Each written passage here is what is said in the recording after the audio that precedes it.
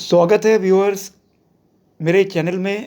आशा करता हूँ आप सब लोग मंगलमय होंगे, चैनल को देखते रहते होंगे, सब्सक्राइब भी करते रहते होंगे।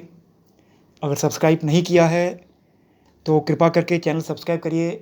ज्योतिष, ध्यान, योगा से संबंधित कई लेटेस्ट करंट टॉपिक्स पर आपके लिए वार्ता लेकर आते रहता हूँ। और जीवन का एक लंबा अनुभव ज्योतिष में ही रहा। यूँ तो मैं प्रोफेसर हूँ, मेरा विषय अर्थशास्त्र है। मैं एक बहुत ही प्रसिद्ध देश के यूनिवर्सिटी में हूँ। बहुत कम लोग पहुँच पाते हैं, लेकिन एस्ट्रोलॉजी पिछले 25 साल से अनगिनत भविष्यवाणियाँ सही गई। बहुत नाम इस क्षेत्र में मिलता रहा और एज एन हॉबी मैं परसू करता हूँ, मैं कोई प्रोफेशनल नहीं हूँ। आज का विषय व्यूअर्स शुरू करने से पहले फिर से याद दिला दूँ, सब्सक्राइब करिएगा और बिल्कुल ही authentic information astrology, meditation, yoga और आध्यात्म, स्पिरिचुअलिटी के बारे में जो मेरा अनुभव रहा एक लंबा समय का, आपसे शेयर करता रहूँगा।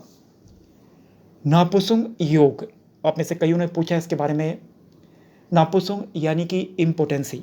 आज का युग के अंदर ग्रह कला एक आम बात है।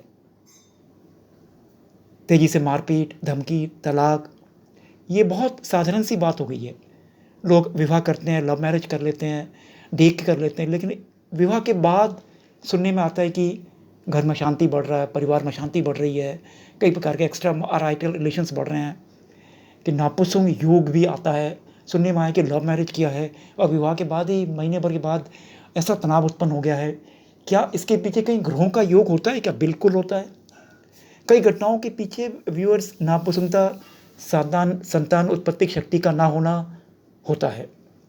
नापुंसकता एक रोग है जिसका कुंडली को देखकर इसको पहले से जाना जा सकता है।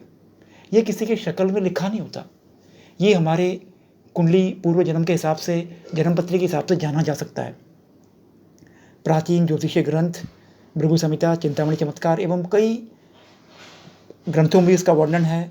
मैं आज आपके सामने महर्षि जैमिनी ने कुछ ऐसे योग बताए हैं जिनको मैंने बहुत सी कुंडलियों में देखा है, जो उसमें यह योग है मैरिज लाइफ के अंदर नापुंसक यानी कि इम्पोटेंसी होने के कारण रिलेशनशिप बहुत ख़राब स्तर में पहुंचा। सबसे पहले बताऊंगा, मिथुन विषम राशि के सूर्य पर सम राशि कन्या या मीन के चंद्रमा की पूर्ण दृष्टि हो तो इम्पोटेंसी योग, नापुंसक योग बनता है। दूसरा व्यूअर्स, मेष राशि के सूर्य पर वृश्चिक राशि के चंद्रमा की परस्पर दृष्टि हो। तीसरा, धनु राशि के सूर्य की मकर राशि के चंद्रमा की परस्पर दृष्टि हो। सुन रहे हैं ना आप? चौथा, धनु राशि के सूर्य की कन्या या मीन राशि के चंद्र के परस्पर दृष्टि हो। अगला, मंगल विषम राशि में और सूर्य सम राशि में होकर परस्पर दृष्टि हो तो भी इस योग के बनने की संभावना रहती है। लग्न या चंद्र विषम राशि के हो एवं मंगल सम राशि में होकर परस्पर दृष्टि या युद्ध हो तो जातक नापुंसक होता है। भले ही लव मैरिज कर लो, भले ही बहुत चाहते हो, लेकिन जैसे ही विवाह के बाद गृह प्रवेश होगा, महीने भर निकालोगे तो सारी विवाह खतरे में पड़ती नजर आएगी। अगला है विवाह, चंद्रमा विषम राशि में हो और बुध सम राशि में होकर परस्पर दृष्टि या युद्ध हो तो भी योग बनता है। लग्न चंद्र शुक्र विषम राशि में तथा विषम नवांश में हो और परस्पर युद्ध या दृष्ट हो तो भी नापुंसक योग बनता है। यदि कुंडली में शनि व शुक्र एक दूसरे से दूसरे और 12वें में हो तो जातक नापुंसक होता है, इम्पोर्टेंट। जातक में संभोग करने की इच्छा रहती है परंतु उसमें संतान उत्पन्न करने की क्षमता नहीं होती है। अगला, षष्ठेश बुध व राहु के साथ युद्ध होकर लग्न संबंध बनाए तो जातक नापुंसक होता है। यदि कुंडली में चंद्रमा सम राशि में और बुध विषम राशि में हो और दोनों पर मंगल की दृष्टि पड़ती हो तो व्यूअर्स जातक नापुंसक होता है। लग्न सम राशि का हो और चंद्रमा विषम राशि के नवांश में हो और उस पर मंगल की दृष्टि पड़ रही हो तो जातक नापुंसक होता है। यदि लग्न व चंद्र दोनों विषम राशि में हो और सूर्य से दृष्ट हो तो नापुंसक योग होता है। शुक्र व शनि दसम या 8वें भाव में हो, एक साथ युद्ध हो या नीच राशि में हो या नीच राशि शनि 6ठे भाव में स्थित हो, जातक नापुंसक होता है। कुंडली में शुक्र वक्री ग्रह की राशि में हो तो जातक अल्प नापुंसक होता है। यदि लग्न स्वराशि में हो और सप्तम भाव में शुक्र हो तो भी अल्प नापुंसक योग बनता है। सुन रहे हैं ना व्यूअर्स, कुंडली में चंद्र शनि की युति हो और मंगल चौथे या दसम भाव में हो तो भी अल्प नापुंसक योग बनता है। यदि तुला राशि में चंद्रमा हो और वो मंगल सूर्य शनि से दृष्ट हो तो जातक नापुंसक होता है। विषम राशि के मंगल की दृष्टि सम राशि के सूर्य पर पड़े तो भी जातक नापुंसक होता है। यदि सप्तमे शुक्र के साथ छठे भाव में हो तो जातक की स्त्री नापुंसक होती है या जातक स्वयं अपनी स्त्री के प्रति नापुंसक होता है।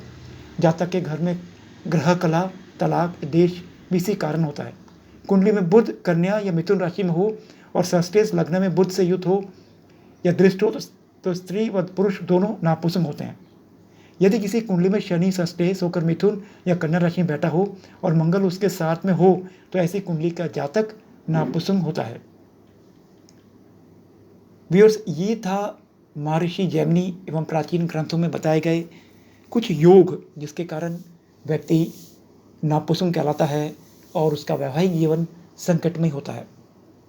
इसलिए कहते हैं कि कुंडली मिलान ये बहुत ज़रूरी होता है कि कुंडली के द्वारा हम कई चीज़ एडवांस में पहले से ही अवगत हो जाते हैं।